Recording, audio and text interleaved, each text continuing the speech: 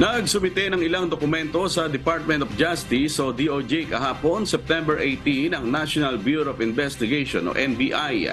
Kasama na rito ang rekomendasyon sa mga ihahaing reklamo na profiteering at price manipulation sa mga sangkot sa onion smuggling sa bansa.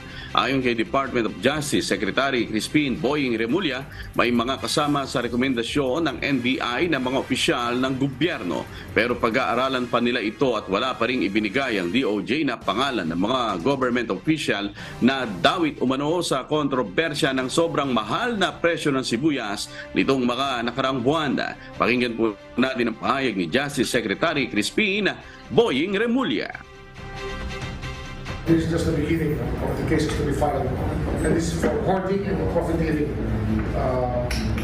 two violations of law that were committed by those who are the respondents in this complaint filed by the NBI.